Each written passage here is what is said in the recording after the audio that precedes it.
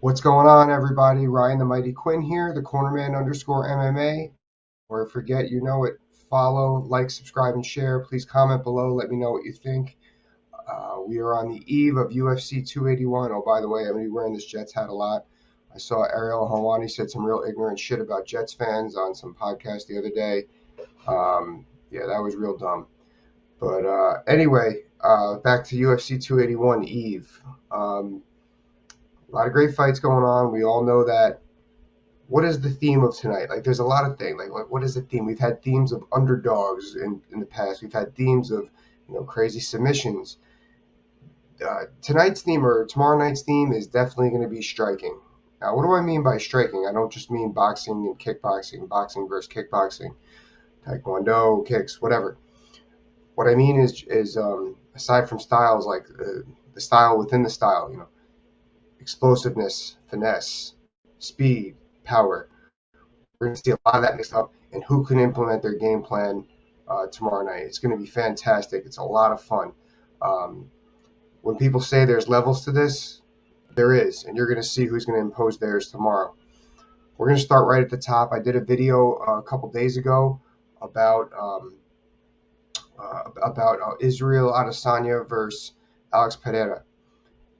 So what is the key to that? I said I want Izzy. If he's going to win, he's going to be straight one down, 1-2 down the middle, and he's going to just stay in that pocket, so to speak, and just keep annoying Alex with strikes. Just keep scoring on him.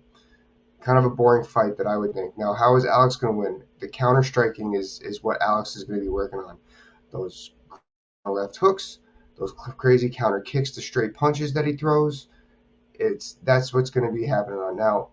This fight, I feel like you're going to see early on, probably like 7 minutes in, as to who's going to implement their game plan best. I don't see this one going topsy-turvy. I think that we're going to see early on who's going to impose their will. Is it going to be Alex with the counter striking and the volume, or is it going to be Izzy kind of going 1-2 and keeping him at his pace? We will see. I think it's going to favor Alex, but that's why they have the fight. Next one down, Meatball Molly McCann versus Erin Blanchard. Now, why is this one so important? I know Meatball Molly is a very hot. She might even be the biggest underdog on the card. She's out of her element, out of the UK. She's at Madison Square Garden, world's greatest arena.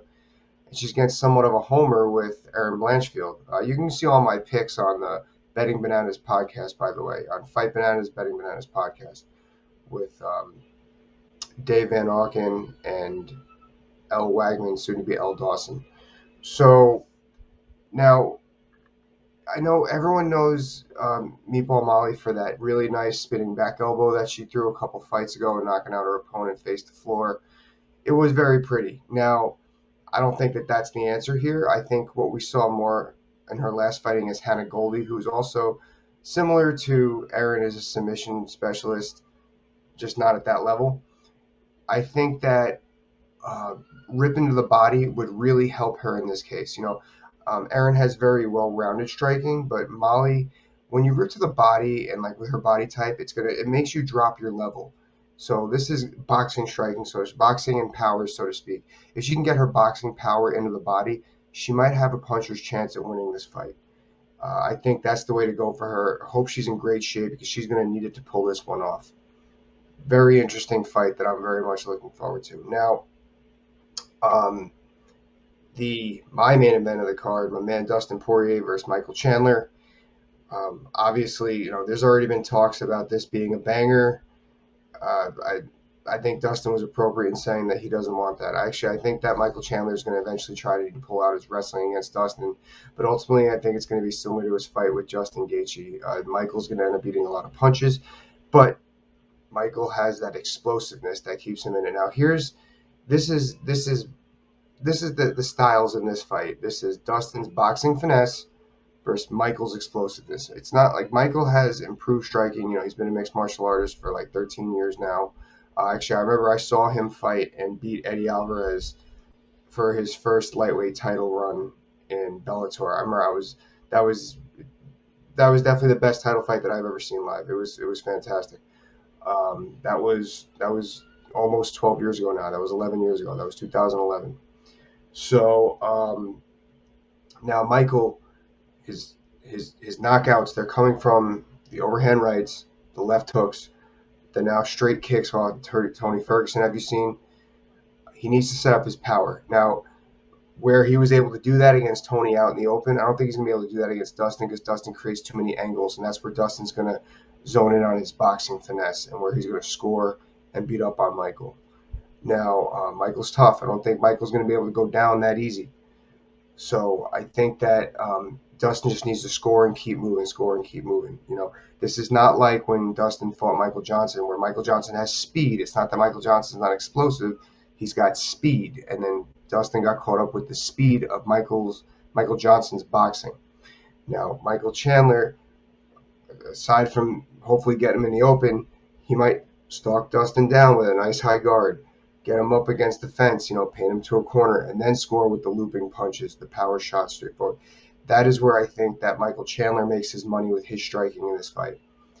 Now, the interesting thing about this fight is the other ones I mentioned earlier, you're kind of going to see early on which direction those fights are going. This fight has the ability to flip back and forth in either direction, round after round, minute after minute. So this fight is so exciting.